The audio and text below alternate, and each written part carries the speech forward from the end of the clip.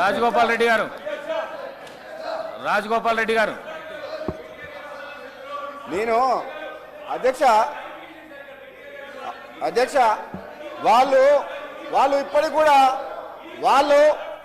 వాళ్ళు గత ప్రభుత్వంలో ఉన్నప్పుడు అధ్యక్ష ఏ విధంగా ప్రవర్తించిండ్రు ఇప్పుడు ప్రతిపక్షంలోకి పోయిన తర్వాత కూడా వాళ్ళ వైఖరిలో వాళ్ళ బుద్ధి మారలేదు అధ్యక్ష. వాళ్ళ పద్ధతులు చూస్తుంటే ఒక మంత్రి మా బలహీన వర్గాల మంత్రి పొన్నం ప్రభాకర్ గారు మాట్లాడుతుంటే కేటీఆర్ గారు అహంకారంతో కూర్చోని అంటున్నారంటే ఎంత అహంకారం ఉంది ఆ కేటీఆర్ గారికి. తెలంగాణ ప్రజలు చెంపచెల్లు కనిపించే మీకు జవాబిచ్చుతారు కూడా కేటీఆర్ వైఖరిలో మార్పు రాలేదంటే ఆ రాచరిక పాలనకు వద్దనే తెలంగాణ ప్రజలు మార్పు కోసం అని చెప్పే వాళ్ళు అక్కడ పంపించిండ్రు, అయినా బుద్ధి రాలేదు. అధ్యక్ష నేను ఒక విషయం చెప్తా. మన కడియం సిఆర్ గారు చాలా సీనియర్ నాయకులు. ఆయన సభల మొన్న మాట్లాడుకుంటా సభల నా గురించి స్పీకర్ ఆయన అంటే గౌరవం. కడియం సిఆర్ గారు చాలా సీనియర్ నాయకులు మేధావి. ఆయన అంటే నాకు గౌరవం.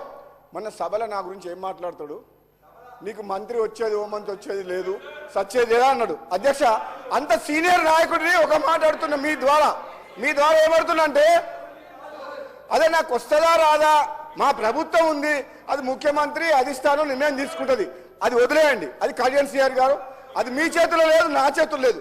కానీ నువ్వు ఒక ఉద్యమకారుడు తాటికొండ రాజయ్య గారికి నువ్వు 2 సార్లు మోసం చేసినావు. ఎట్లా? ఒకసారి ఏమో ఉప ముఖ్యమంత్రి పదవిలో ఉంటే అవమానకరంగా ఆనాడు తొలగించి ఆయన పీఠంలోకి ఎక్కిండు, ఉప ముఖ్యమంత్రి పదవి తీసుకుండు. ఆయన తెలంగాణ కోసం ఉద్యమ పార్టీ అని చెప్పి ఆనాడు కాంగ్రెస్ పార్టీకి రాజీనామా చేసి టీఆర్ఎస్ పై గెలిస్తే ఉప ముఖ్యమంత్రి పదవిలో అవమానకరంగా తీసేసి పదవిలోకి ఎక్కిన చరిత్ర ఆయనది.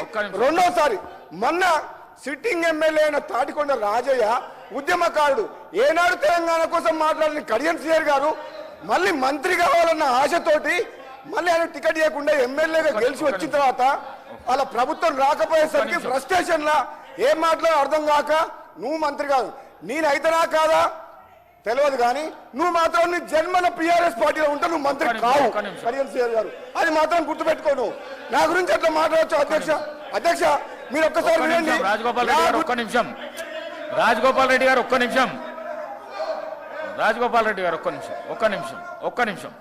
నిమిషం ప్లీజ్, ఒక్క నిమిషం.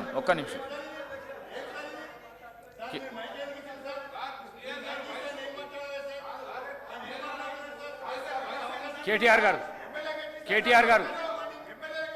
లేదు, వారికి ఉన్నది, వారికి అవకాశం ఉన్నది. కేటీఆర్ గారు మాట్లాడండి. స్పీకర్ సార్, మీరు మీ ప్లేస్లలో పోయి కూర్చోండి. శ్రీయర్ సార్ మీ ప్లేస్లలో పోయి సార్ ప్లీజ్. వారి పేరు కూడా తీసుకున్నారు, వారికి కూడా ఇవ్వండి సార్. కడియం సిఆర్ గారు పేరు తీసుకున్నారు, వారికి కూడా ఇవ్వండి. స్పీకర్ గారు ప్లీజ్ ముందు దయచేసి మీకు విజ్ఞప్తి సార్, మీరంటే మాకు అపారమైన గౌరవం ఉంది. స్పీకర్ గారు గౌరవనీయులు పెద్దలు, మీరంటే మాకు అపారమైన గౌరవం ఉంది. మిమ్మల్ని మేము దయచేసి కోరేది సభ బిజినెస్ ను దయచేసి నడిపే క్రమంలో గౌరవ మంత్రులు మేమేదైనా తప్పు మాట్లాడినా, మేమేదైనా మాట్లాడకూడని మాట మాట్లాడినా, తప్పు మాట్లాడినా సవరించే అధికారం వారికి ఉంది. వారు ఇంటర్వ్యూని కావచ్చు, కరెక్షన్ చేయవచ్చు. కానీ దయచేసి తమరిని కోరేది, ఇక్కడ ప్రతిపక్షంలో మేము 39 మంది ప్రధాన ప్రతిపక్షంలో ఉన్నాం, వాళ్ళు 64 మంది ఉన్నారు.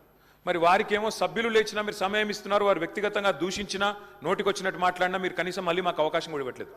మొదలు డిమాండ్ సార్, దయచేసి కడియం శ్రీహరి గారి పట్ల వారు చేసిన అనుచిత వ్యాఖ్యలను తొలగించండి రికార్డుల నుంచి, దయచేసి వారిని ఉపసంహరించుకోమని చెప్పి కూడా నా విజ్ఞప్తి నెంబర్ 1.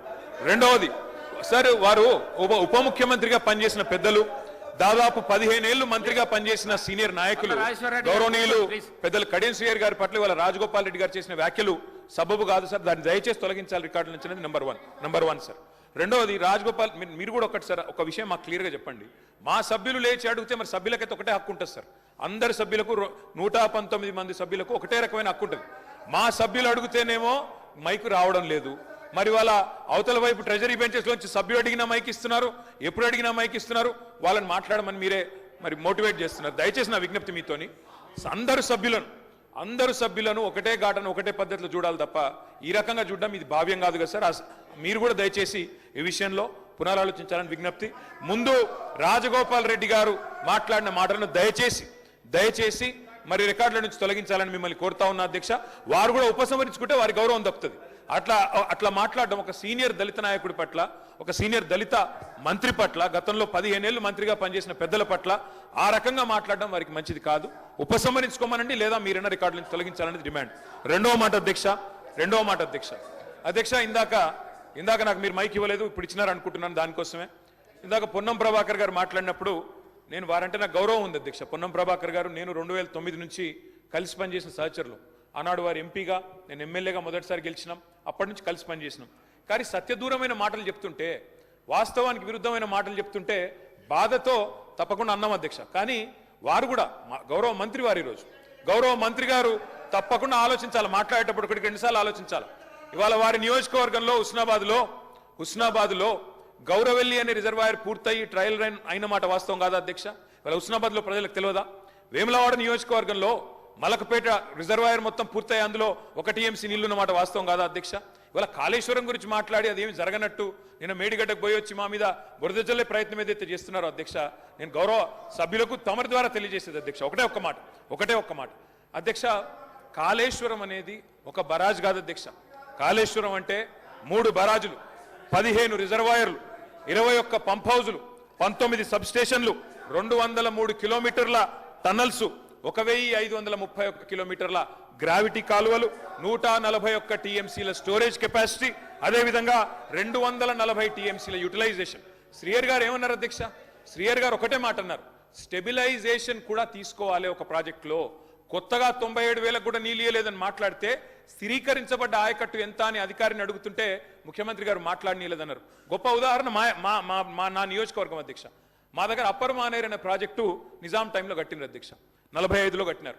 ఆ అప్పర్ మానేర్ అనే ప్రాజెక్టు కోసం ఆనాడు రాజశేఖర రెడ్డి గారి ఆనాడు ప్రభుత్వం ఉన్నప్పుడు కూడా పాదయాత్రలు జరిగినాయి. దాన్ని ఎప్పటికప్పుడు స్థిరీకరించాలని, నింపాలనే ప్రయత్నాలు జరిగినాయి.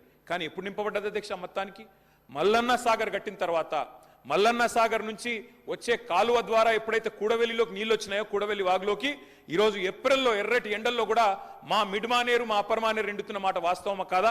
మా కరీంనగర్ జిల్లా శాసనసభ్యులు వారికి తెలుసు అధ్యక్ష, శ్రీధర్ బాబు గారికి, పొన్నం ప్రభాకర్ గారికి. అందుకే ఆ బాధతోనే మేము చెప్పింది, గౌరవెల్లి అయినా, మలక్పేట్ రిజర్వాయర్ అయినా, అదేవిధంగా మా అప్పర్ మానేర్ అయినా, స్థిరీకరించబడ్డ సింగూర్ అయినా, స్థిరీకరించబడ్డ నిజాం సాగర్ అయినా, ఎస్ఆర్ఎస్పి పునరుజ్జీవమైనా, ఇవన్నీ కూడా కాళేశ్వరం ద్వారా జరిగిన మాట వాస్తవం అధ్యక్ష. అందుకే గౌరవ మంత్రి గారిని, ప్రభాకర్ గారంటే నాకు గౌరవం, ఎందుకంటే ఉద్యమ సహచరుడు. ఆనాడు పార్లమెంట్లో వీరోచితంగా పోరాడింది కాబట్టి మా నాయకుడు కేసీఆర్ గారు కూడా కరీంనగర్లో, ఇక్కడ అక్కడ కాదు అధ్యక్ష, కరీంనగర్కి వచ్చే బహిరంగ సభలోనే వారిని అభినందించారు. కాబట్టి మాకు అట్లాంటి మంత్రి గారిని అగౌరవపరిచే కుసంస్కారం లేదు. కానీ మంత్రి గారు కూడా వాస్తవాలు చెప్పాలి అధ్యక్ష. గౌరవెల్లి పూర్తయిన మాట వాస్తవం, ఎన్జిటి స్టే ఉన్న మాట వాస్తవం, మలక్పేట పూర్తయిన మాట వాస్తవం, ట్రయల్స్ జరిగిన మాట వాస్తవం. కాళేశ్వరంలో, ఇంత పెద్ద కాళేశ్వరంలో 3 బరాజులు, అదేవిధంగా 15 రిజర్వాయర్లు ఉండే కాళేశ్వరంలో ఒక్క బరాజులో 3-4 పిల్లర్లకు ఇబ్బంది జరిగితే దాన్ని రిపేర్ చేయండి. ఇప్పుడే మా గౌరవ పెద్దలు కడియం శ్రీయర్ గారు డిమాండ్ చేసినారు, దాన్ని రిపేర్ చేయండి. రైతుల మీద కోపం పెంచుకోకండి. కేసీఆర్ గారి మీద కోపం ఉంటే, రాజకీయంగా ప్రయోజనం కావాలనుకుంటే ప్రయత్నం చేయండి. కానీ ఆ ప్రాంత రైతాంగం పట్ల కక్ష కట్టవద్దు.